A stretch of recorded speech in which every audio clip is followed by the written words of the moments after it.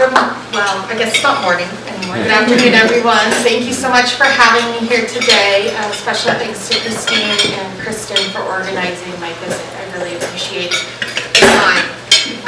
I know we have about an hour, and this presentation has a lot of information, so I'm going to try and go through some of the most pertinent points to this audience, but I also am going to talk about some opportunities for you to bring visiting Fulbright scholars to your campus. We do have some appointments afterwards from 2 to 2:45 if you have individual questions or would like to set up a phone appointment if that time doesn't work for you. There are business cards on the table. Please feel free to reach out to me.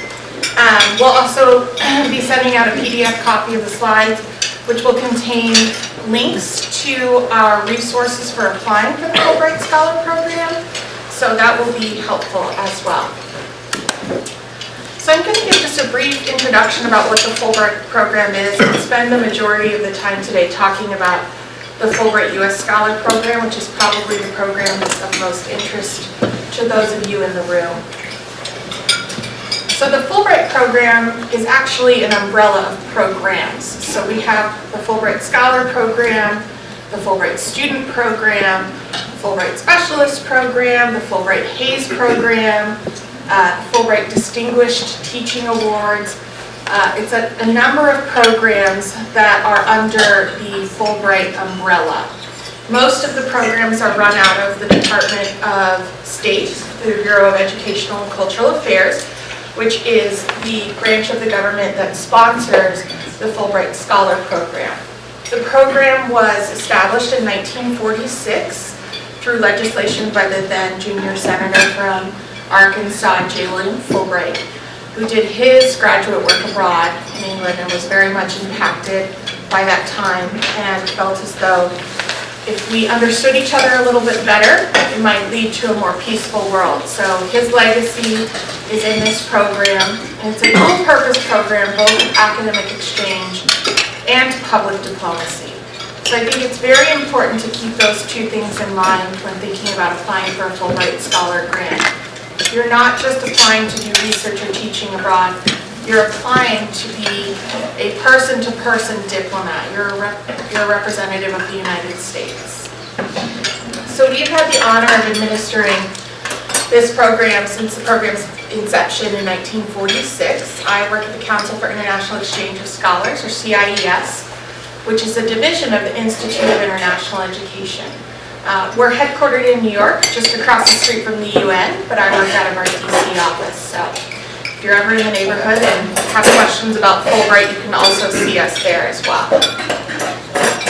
So Fulbright in numbers, since this is the 70th anniversary of the program, this 16-17 academic year, we've had over 370,000 Fulbrighters, and that includes people from the United States and people from abroad, because we do have a robust foreign student program and visiting scholar program. We have 800 U.S. scholar grants annually and about the same number of visiting scholar grants. So there is an equal emphasis on both sides of the program. As you can see, Fulbrighters are an impressive bunch. The current president of Colombia, Juan Manuel Santos, is the most recent Nobel laureate that we've added to this cohort. And there have been a number of Pulitzer Prize winners, MacArthur, Genius Fellows, and every year we have to update this, which is a good problem to have. So hopefully you will be a part of this group very soon. So part of my job today, you can have a seat if you want. I'm just waiting for utensils. Oh, okay. Part of my job today is to sort of bust myths about the Fulbright program. And I think one of the big ones is that Fulbright is only for a specific field or a specific discipline.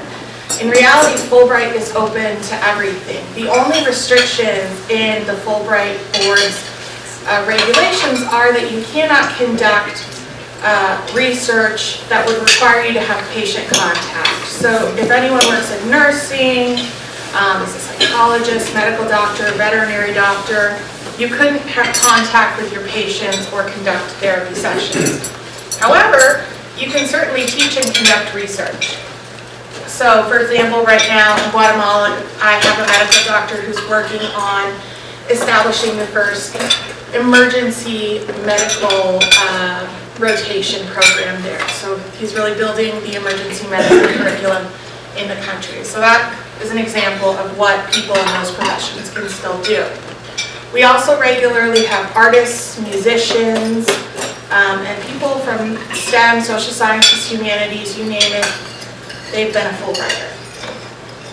We also have professionals that are a part of our cohort. We often have lawyers, business professionals, entrepreneurs. It's not just for faculty members, and you don't have to be affiliated with a particular institution in order to apply.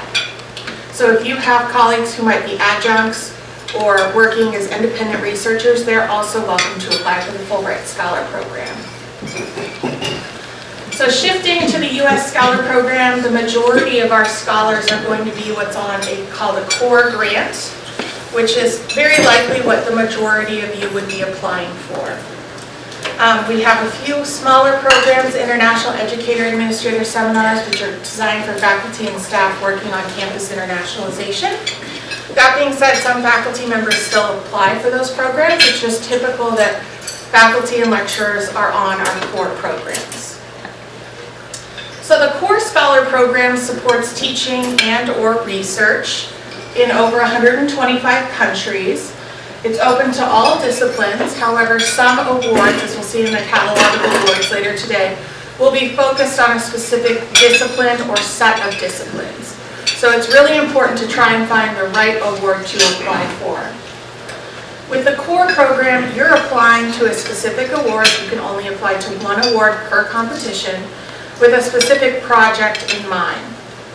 So for example, if you're an electrical engineer and you want to work with some collaborators in Ghana on a research project about electrification in rural areas, you would be proposing your affiliation, your research questions, your methodology. It's not something where we're going to tell you what kind of a project you have to propose. You're coming in with a discrete idea in mind. Our application deadline is August 1st. So this is really the perfect time to be thinking about the application process. So I appreciate being here right now because you now have, if you want to apply for the upcoming competition, which would be for the 18-19 academic year, you now have over 4 months to start working on your application. Most hosts will be universities or higher education institutions, but occasionally people will be at national research institutes or with ministries of education or other government. This is especially true in developing countries where you may be working on curriculum development, for example, and English as a foreign language. A lot of our scholars in Latin America end up at ministries of education. I do want to point out that the majority of our scholars are engaged in at least some kind of teaching while abroad. About 38% of our scholars are on research-only grants, but it's very likely that those researchers are still engaged somehow, potentially giving guest lectures, helping to co-teach a seminar, because that's an important part of the diplomacy part of this program, is really exchanging information and engaging with your local community. So Fulbright is also very flexible. Because it's open to visits from 3 to 12 months, depending on the country that you're applying for, you can really find a Fulbright that works for you. We also have the flex option that allows you to do multiple visits for up to 2 years, 2 to 3 visits over 2 years. If you need to find sequential data, or if you're conducting a workshop, and then you want to come back and see how that has been implemented. So this is another option for you to consider. We'll talk about this a little bit later as well. There's also Fulbrighters who are not necessarily, some people think of this as the senior scholar program, and this is by no means limited to your age or rank. I have a colleague that likes to say that the Fulbright Scholar Program is for people at all ages and all stages. So we have postdoctoral and early career awards, which are designed for scholars who are just about within that 5-year range outside of their PhD. We then have the bulk of our awards, which are called the core awards, excuse me, which are open to everybody. And then we also have a subset of awards, which are Distinguished Chair Awards. In that case, the university in some cases or country has indicated that they would like a more senior scholar in a particular field at a particular institution. For distinguished chairs, typically you're looking at someone that has at least 10 years of experience. Often they are professors. They don't necessarily have to be full professors. I've seen independent researchers who are also successful in applying for these awards. Home university affiliation, as I mentioned previously, is not required, so we do have independent folks who end up winning grants. So the principal eligibility requirement for the U.S. Scholar Program is U.S. citizenship, and it has to be at the time of application. We have many scholars who are in the process of becoming naturalized citizens, and as soon as you're naturalized, you're eligible to apply. So that's important to keep in mind. Degrees as required by award. Not all of our awards will require a PhD or terminal degree. We know that some of our most effective lecturers often do not have terminal degrees, and they bring a lot of important field experience into the classroom. So if you have adjuncts or lecturers in your department who don't have a PhD, that shouldn't prohibit them from applying for this program. We do also have professionals and artists who are outside of academia who end up applying. Teaching experience is required. Some countries will be looking for at least 3 to 5 years of university level experience outside of PhD work. Excuse me. One thing to keep in mind about the terminal degree is that while in many fields a PhD is the terminal degree, excuse me. For the purposes of Fulbright, we consider the MBA, the MFA, Masters of Architecture, and a few others to be terminal degrees. Now that being said, there are some scholars who, and the JD, and there are some scholars who when they applied, there wasn't a JD. For example, there was a Bachelor of Law and that was a terminal degree, or the BFA was a terminal degree. In that case, given the professional experience that those people have, that terminal degree requirement can be waived. So don't necessarily count yourself out if you aren't in that particular circumstance. So selecting the right award is really important. People often ask me, what are the chances of me getting a Fulbright? And that's difficult for me to tell you because there are 466 awards, and each award is selected individually. And within those 466 awards, over 800 grants are yielded. So it could be that for one grant, for one award, we get a lot of interest, and for another award, we get no interest. So it's very difficult for us to gauge where you're going to have the best chance. So instead, I encourage you to think about it in terms of fit. Where are your skills and expertise best aligned with what the award is requesting? So you'll see a lot of awards that are listed as all disciplines, and that means that they're really open to having anyone in any field, but then if you read a little bit further down, it says all disciplines, but we really have a strong interest in public health and law. And if you're in public health or law and you're interested in that country, that would be a good little ding ding ding that you might want to consider that award.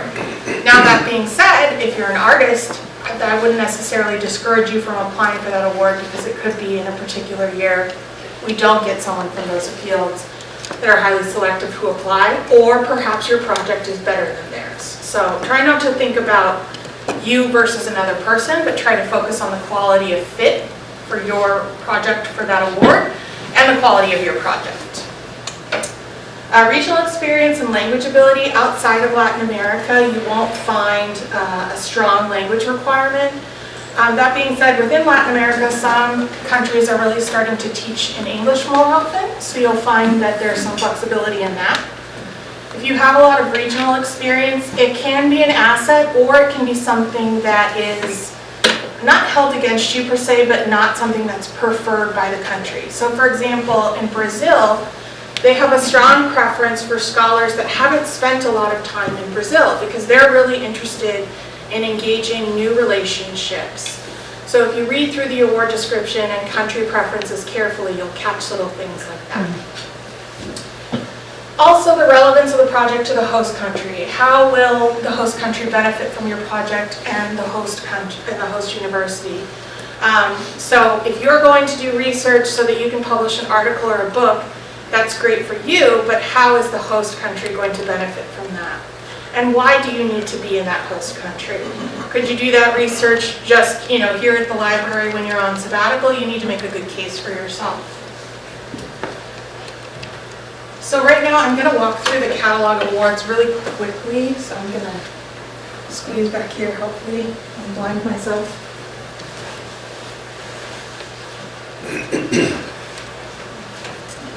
So this is our catalog of awards. Our main homepage is CIES.org, which is listed at the bottom of my business card. Our catalog of awards is awards.cies.org. This is a brand new catalog. It's launched every February, and our application deadline is the following August of every year. So this is a really dynamic, filterable tool. Our old one was kind of like a phone book that was online, so it wasn't as good. So can someone give me a country that they're interested in? Australia. Australia. And how about a discipline? History.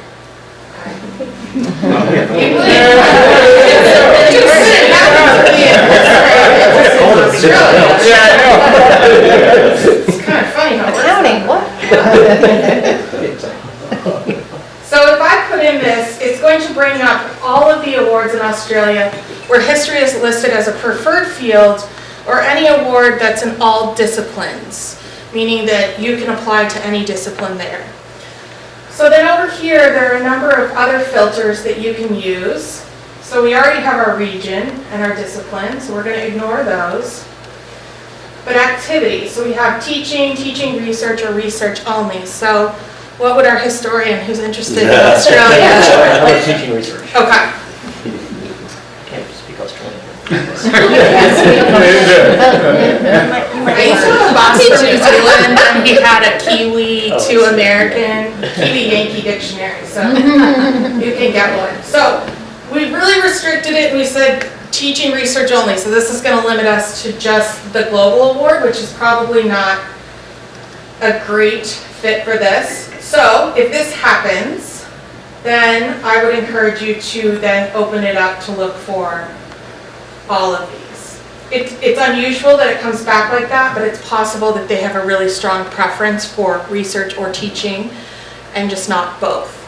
So in the case of Canada, for example, you can only do research or teaching research. You can't do teaching only. So this is a good example of that. So we have a number of research only awards here that are for senior scholars. So these are going to be more like distinguished chairs. Got a lot of research going on. So this gives me a pretty good indication that this is what Australia is looking for. Now, if you're really keen on teaching, this may not be the best fit for you. But if you're open to just doing research only, then this could potentially work. So we could, for example, look at this distinguished chair in arts, humanities, and social sciences at the Australian National University. So every award is going to look like this. It's going to have 3 important tabs about the award and 1 about the country. So on the right-hand side, you're going to get key information about the award. There's 1 grant available. You have to have a PhD, and it's a distinguished chair. So you have to have at least 10 years of experience in your field. It also has the people that you can contact if you have questions after reviewing the information that's available.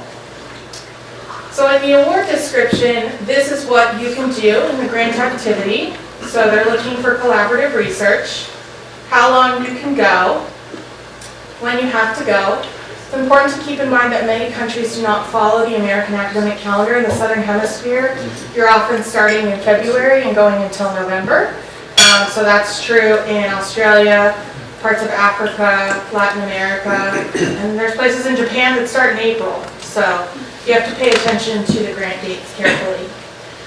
Location, so where you can affiliate. In this case, this is a hosted award, which means this is the only location that you can go to.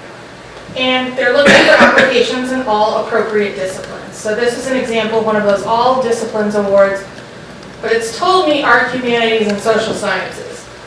So if I were a theoretical physicist, I would not apply for this award. What about education? Would that apply, do you I think? think in this area, it likely would. Okay. Yeah.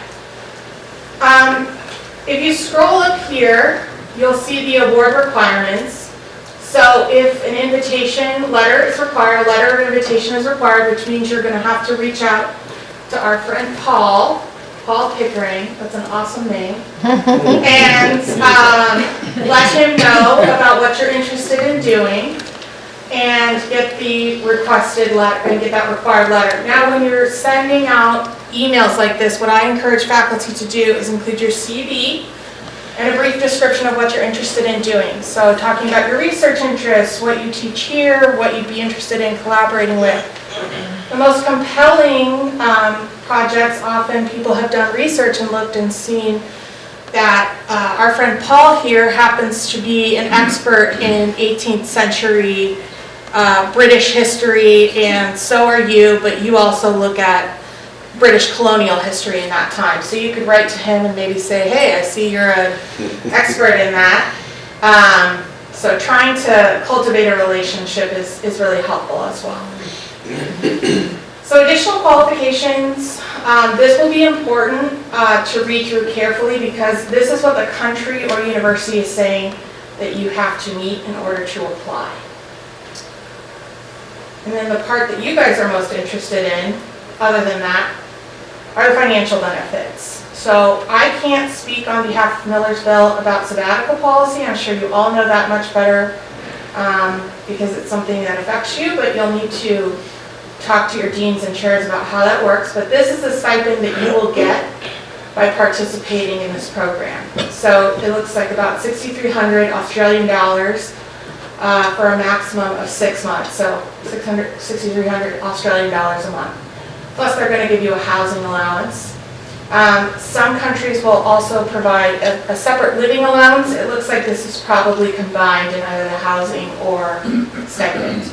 All Fulbrights include a travel and relocation allowance. Some will often include a settling in allowance in case you have to buy furniture or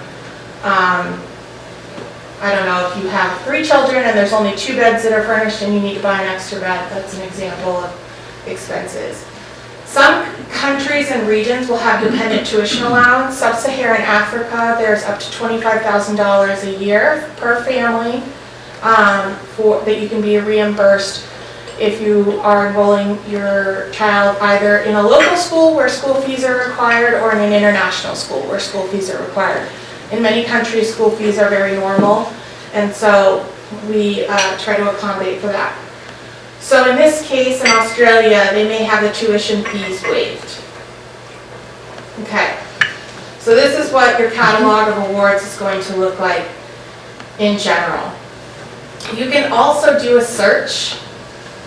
If you just go back to this main page here, if you're starting out and you're just saying, you know what, I'll go anywhere. You can just click on Find Awards, and then you can put in some key words about what you do. So, is anyone here in business? Yes. What field of business? Okay. So I could type in here marketing, because marketing is not going to be one of the disciplines that we have listed, but business admin is. So this is a way for me to easily see which awards specifically have the word marketing in them. So you can do this for any discipline. So if you work in engineering and you work in circuits, you can type in circuits, and it's going to help you more quickly narrow down what's going to be a good fit. Now, we saw in the last award it was open to arts, humanities, and social sciences. We're going to see some awards that are going to be very specific, like this one in Botswana. Botswana. They only want someone in business administration. So if I was interested in sub-Saharan Africa and I worked in business, if I had this award and maybe an all disciplines award in Tanzania, If it was all the same to me, I would look at the Botswana award because they've designated an award just for my field. So this is another way that you can go about doing it by typing in keywords. Oops, sorry. Are there any questions about the catalog? You said the letter of invitation. Is this issued by the hosting Yes, or by Fulbright? by the host institution. Oh, okay. So I'm going to talk about that in a little bit greater detail, but that is something that is a good question. Oh, I didn't hit. Can someone hit present? Sorry. So let me set up. A little, just down here. Yeah, thank you. So when you're selecting the right award, you're going to consider all of these things as you go through the catalog of awards. You're going to see some say that they're open to flex, meaning that they're open to multiple visits, while others are not. So if you, for some reason, can't be abroad for the full time, you need to keep that in mind when you're narrowing down your awards. If you do apply for the flex program, you do have to indicate in your project statement what your timeline is and what you'll accomplish on each visit. And it's important that you're very specific because part of the peer review criteria is feasibility of your project. And if it doesn't seem feasible in your timeline, you will very likely get dinged for that during peer review. And if it's only teaching? If it's only teaching, that's a good question. There are some flex awards that are open to teaching, but those are typically more having to do with curriculum development. So I don't think it's as common in teaching only, but you'll see it occasionally. Yeah. So we also have some opportunities that are open to what we call multi-country. That means you're going to multiple countries, but you're staying in the same region. The State Department has 6 regions. So the Western Hemisphere, which is Canada and Latin America, Europe, Eurasia. So that goes from Iceland all the way over to Azerbaijan. Just a few countries in there. Sub-Saharan Africa, which is also a really, really big region for us.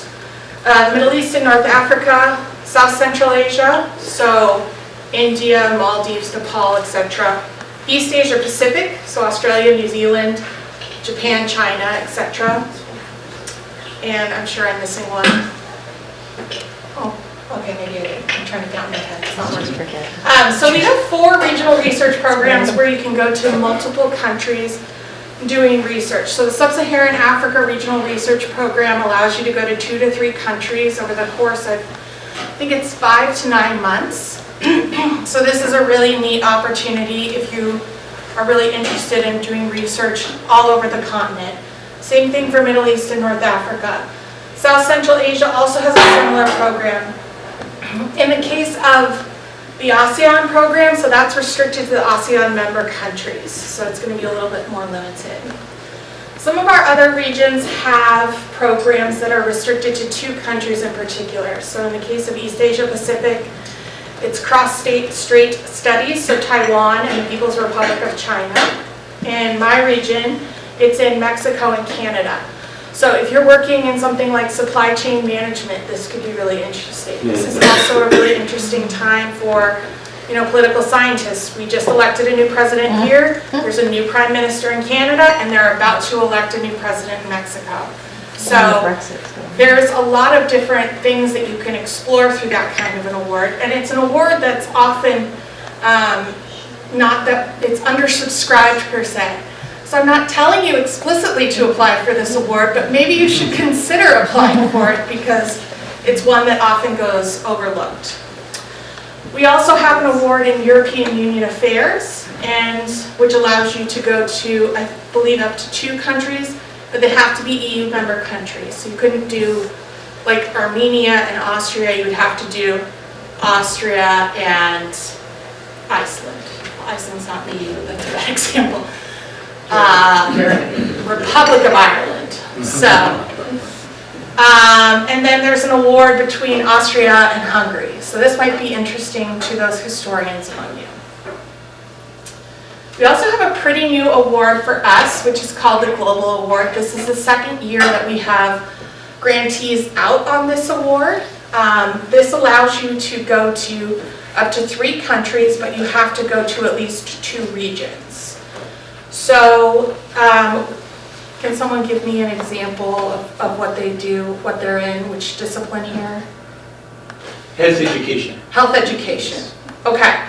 So with this would actually be a great opportunity for education because pandemics are obviously something we have to think about. So if you wanted to study how countries deal with something like hand washing, you could maybe go to Zimbabwe and South Africa, and then also go to Panama to see how they're dealing with something like Zika and things like that. So these tend to be projects that benefit from a global perspective, and you really have to be very specific in what you're applying for, because you're going to have to include, just like for Flex, a timeline for each segment, why you need to be in each country, and when you're planning to go.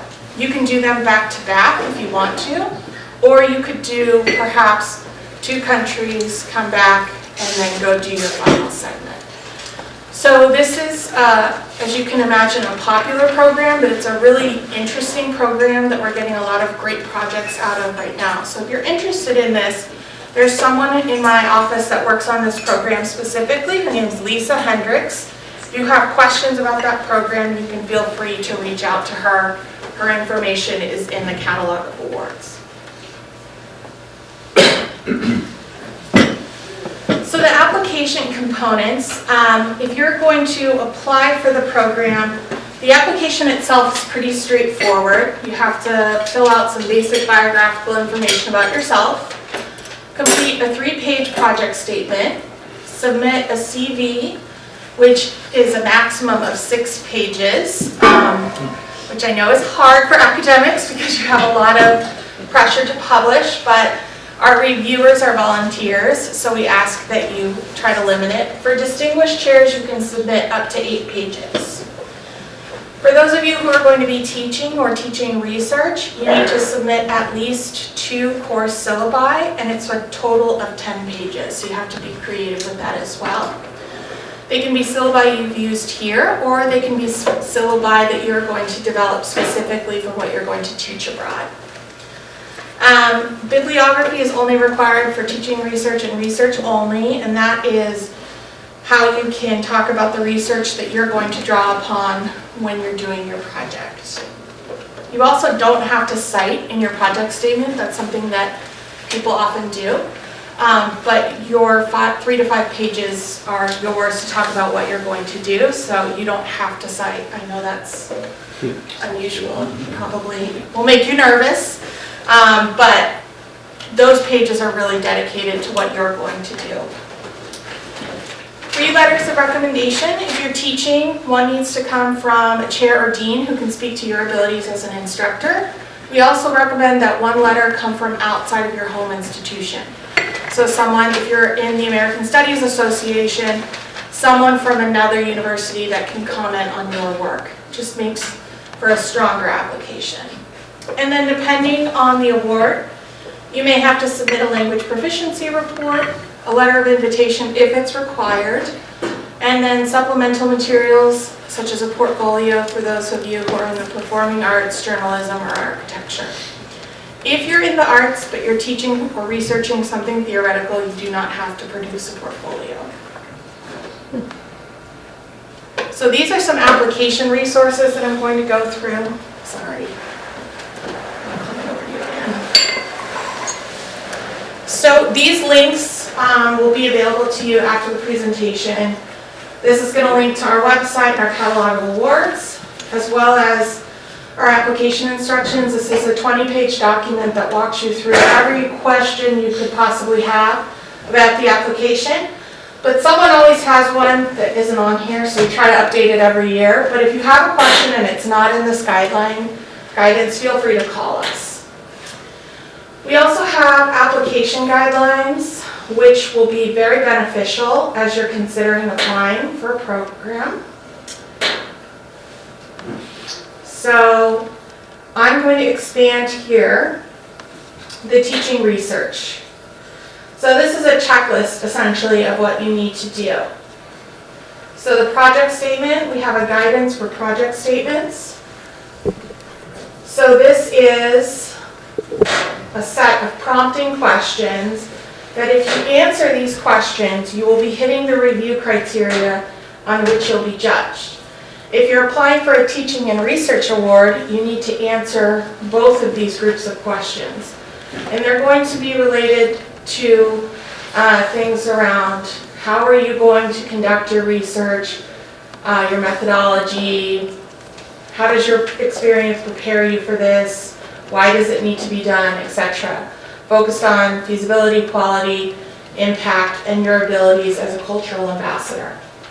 Similarly for teaching, why do you need to teach in this country, what can you contribute, how are you prepared to adjust your teaching style for a different culture, how will you deal with students who their first language may not be English, things like that. And then for those of you who are applying for a Flex Award, there will be some additional components that you need to address. We also have samples from successful project statements in the past. So we're not going to include full project statements because obviously that's somebody's intellectual property, but we have snippets, so sample overviews about what they're going to do. And this may be helpful to you to think about how successful applicants have done this in the past. Where did I? So back to the teaching research list. We have guidance on how to cut down your CV if you need to, how to build your bibliography, what we're looking for in the syllabi, information about the reference letters, and then to your question, sir, about letters of invitation. So not all awards will require a letter of invitation. That's actually something you can filter on. So if that's something that's concerning to you about having to find a letter of invitation, there are a number of awards where you actually don't have to get one. It's either you're going to be placed by the Fulbright Commissioner, U.S. Embassy, or it's at a particular university and you're not necessarily required to have one, but you can have an email conversation with them. We have a full video dedicated to what an invitation letter is. So if your host university has never hosted a Fulbright Scholar before, you can send this to them so they can get an idea of what's in there. If an application indicates that it's strongly preferred or preferred, it would be my advice to you to try and get that letter so that you're a stronger applicant. There are a couple of ways, if you don't have an affiliation already, that you can go about doing so. So if you're interested in going to Japan but you don't have an affiliation, you can start at your Office of Global Education to see if there may be a university where there's an MOU that's existing and they can make an introduction for you. You can check with your professional association to see if they have an active branch or members who are active in that professional association there. We also have the Fulbright Scholar Directory, which I'm going to show to you as well. It's also linked in our presentation. So it's right here on our homepage, and you can find who has gone on a Fulbright before. So there are a couple of ways that you can do this. You can look for U.S. scholars that have gone abroad to the country that you're interested in or in the field that you're interested in. Or you can look for everyone that's done a Fulbright in your discipline, and perhaps you'll see someone that's been here to the United States on a Fulbright, and you can reach out to them as well. So just to do an example search, who wants to pick a country? Not all at once. Finland. Finland.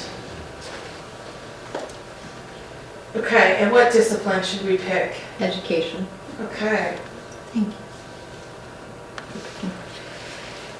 So and then I'm going to click search here, and this is going to show me both all the U.S. scholars that have gone to Finland in education and all the Finnish scholars that have come to the United States on a grant.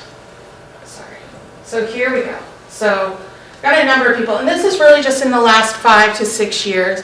If you're looking further back, we have other archives. So here we can see that Pila was here doing comparative education from the University of Jyväskylä. at Vanderbilt. So if you do comparative education as well, you could reach out to her. We don't have her contact information up here, but through the power of Google, I'm sure you guys can all find whoever it is that you're looking for. Now, another way that you can narrow this search is by searching here for their home institution and see if there's anyone that you maybe know in the field.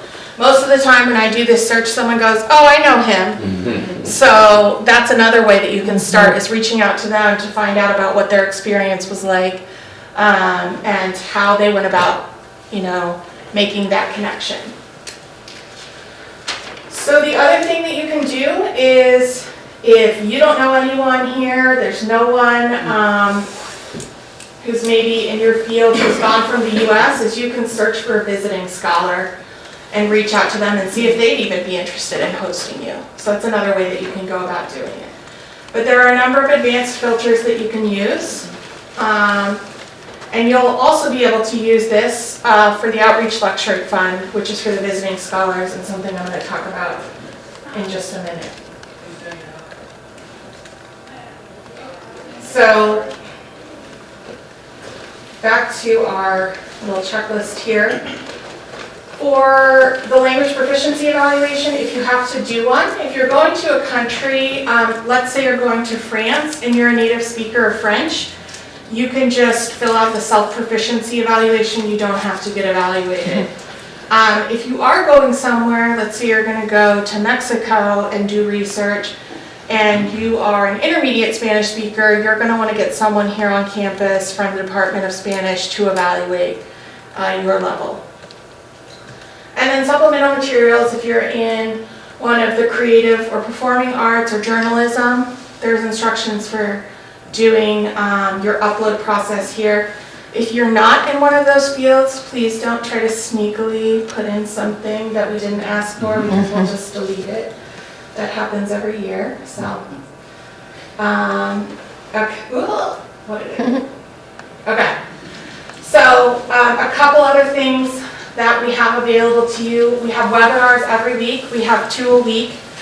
Typically in the spring, we just had one on political science and public administration.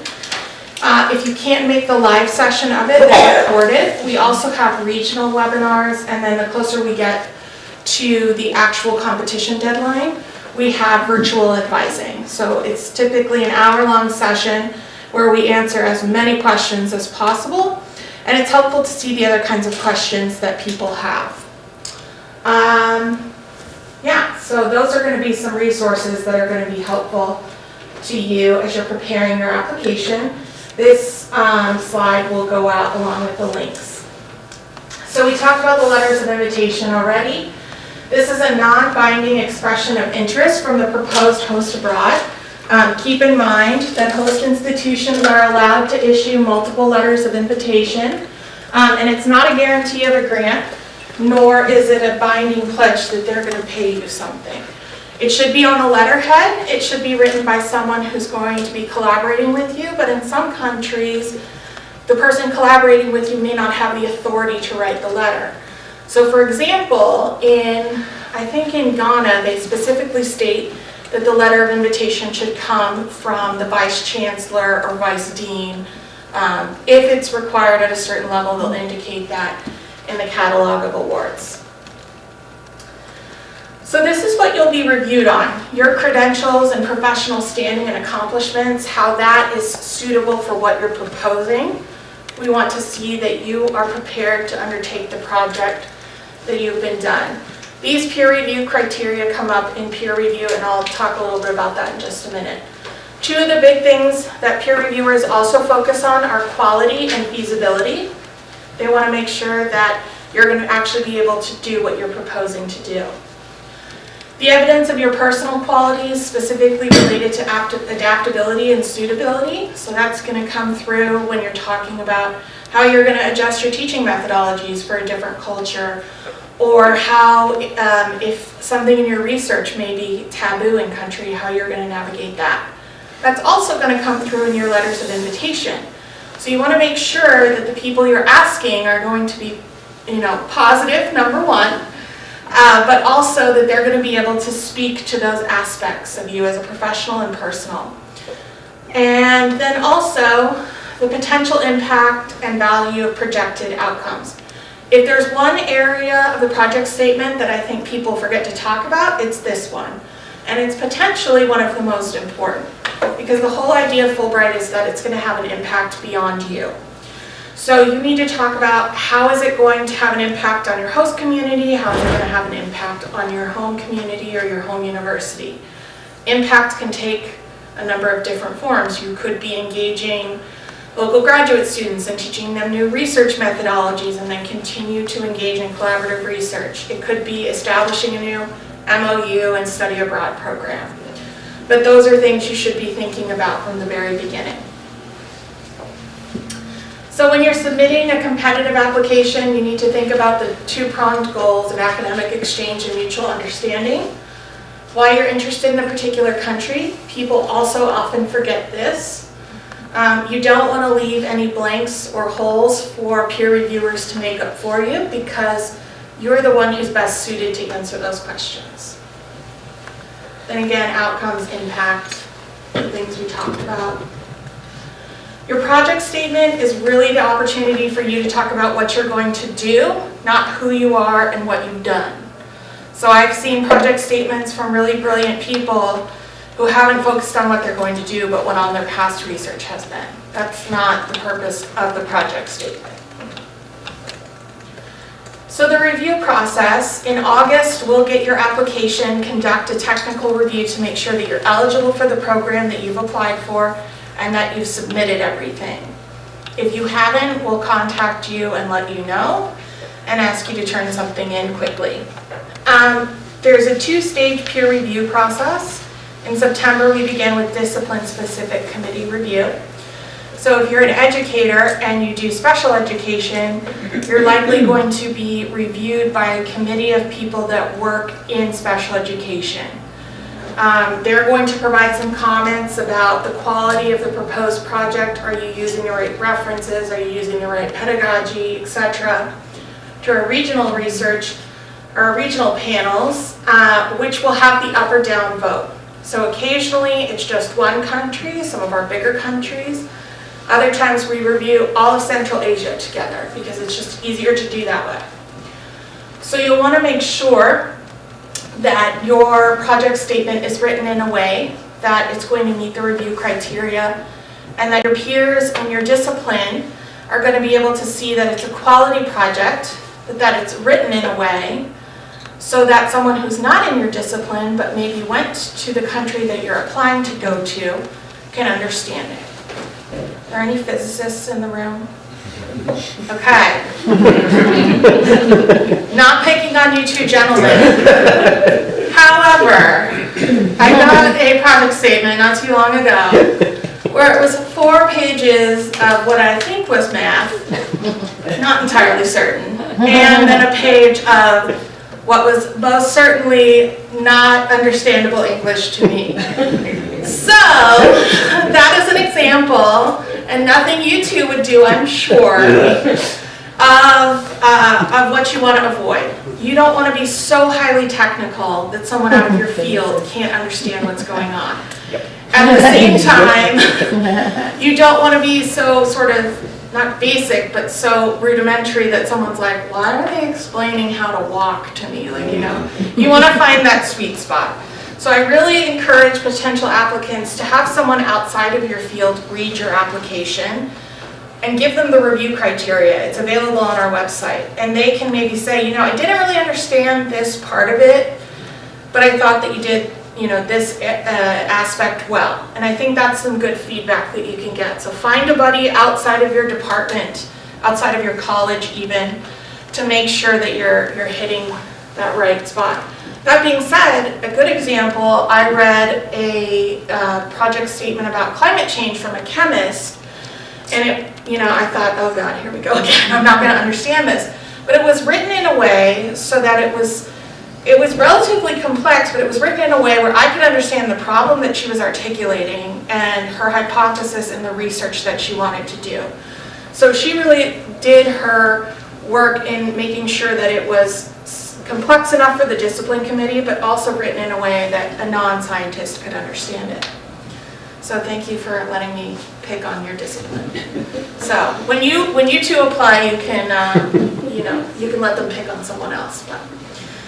So after it goes through the regional review committee, they're going to have an up or down vote. So they're either going to recommend your application for in-country selection review, or they're not going to recommend it. They're using the review criteria when they're making this decision. So at this point, you're being reviewed against a bar. Do you meet all of the review criteria sort of boxes? When you move on to in-country selection, you're being compared to other projects. So your principal concern should really be on the review criteria, because you can have no idea what somebody else is submitting. It's unlikely they're going to call you up and say, hey Bob, guess what I'm doing? That's just not going to happen. So you really need to focus on putting together the best project possible that you can submit. In November, we'll let you know about the outcome of regional review, and then selection typically takes anywhere from December to right about now when the federal budget's coming out. We find out about funding levels. So grantees are notified of final approvals throughout the spring. We will send you grant packets and information, and for those of you that are going to a country that's hosted out of a U.S. embassy, or specific countries in South Central Asia and the Middle East, you will be invited to an in-person pre-departure orientation in Washington, D.C., and we cover all of the costs for that. So these are some impacts that you can consider as you're putting together your project statement. I'm not going to read through them, but it's often a time for personal reflection, cultural growth. The home and host institution often benefit in different ways. The host institution is going to get perhaps a specialist in your particular field, while your home institution may benefit because you're going to have a more global outlook that you can share with your students. Does anyone know who this lady on the left is? Yeah, she's the president of Liberia. Yes, very good.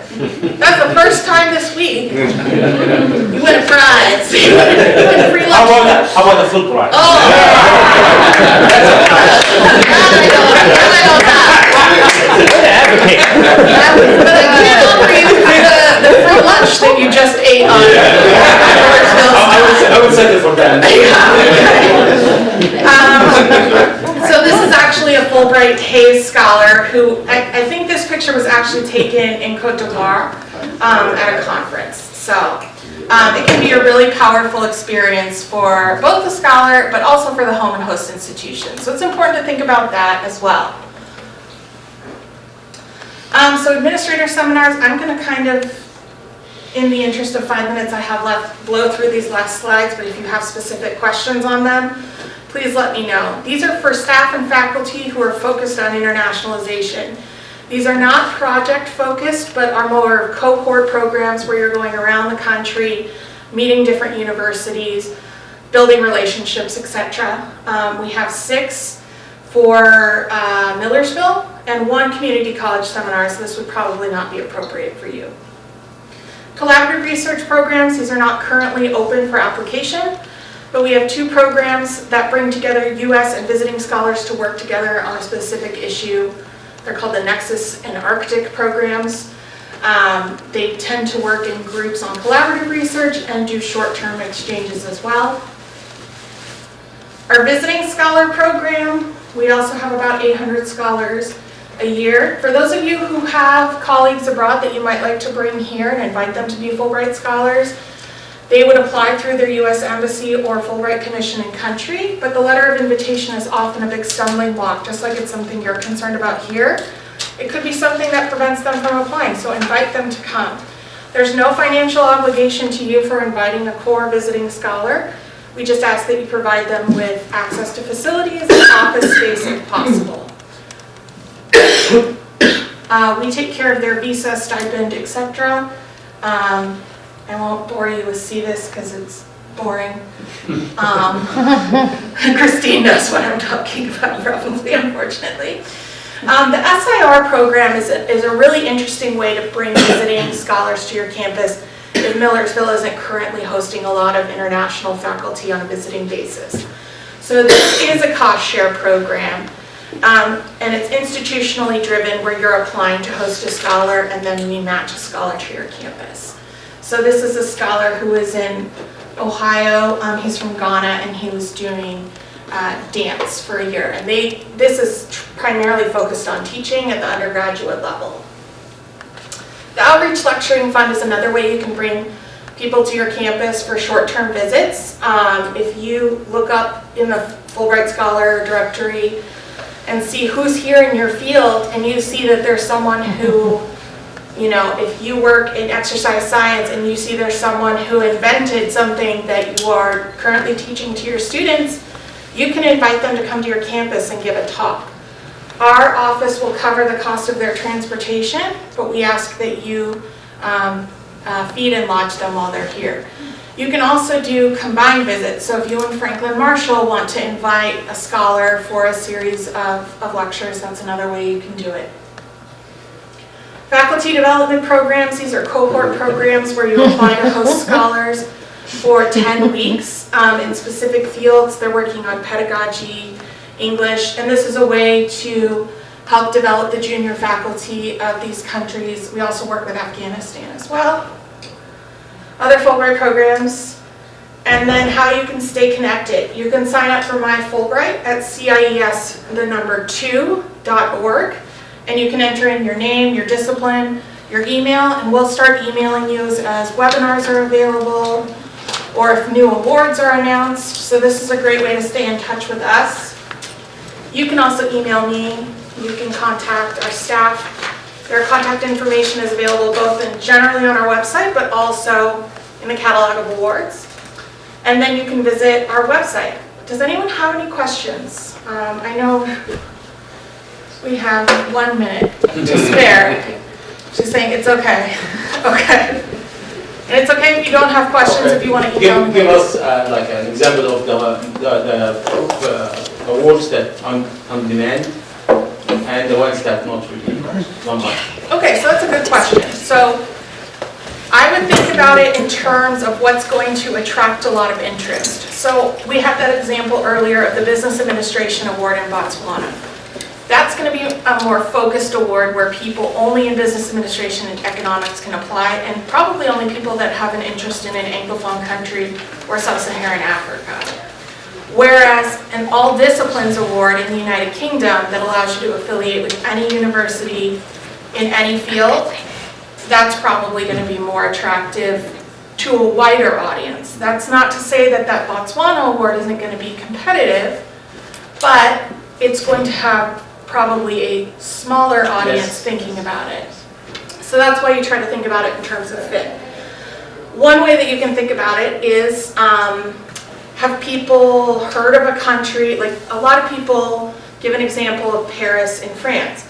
A lot of people have heard of Paris and, you know, are maybe going to want to affiliate with there. But maybe there is a better affiliation for you in Senegal, where it's also Francophone, but maybe fewer people are thinking about Senegal. So think about everywhere where you could do your project. Now, I'm not telling you to apply for a site that fewer people have heard of, but think about, is Paris the only place you can do your project? Or could you potentially do it elsewhere that is also a good fit for you? Yes, there are going to be webinars where they're called hidden gems. We're going to have one for the Western Hemisphere, and if you see the word hidden gem, that might be a good indication to you that you should think about that award because it's hidden, but it's a gem. So and we'll do one for the Western Hemisphere specifically, where we'll talk about countries like Guyana, Suriname, Paraguay, countries that may not be on everybody's radar but are really eager to host scholars. Any other questions? I will send these slides out, and I do have some time this afternoon to meet if you have specific questions. So thank you again for having me here on the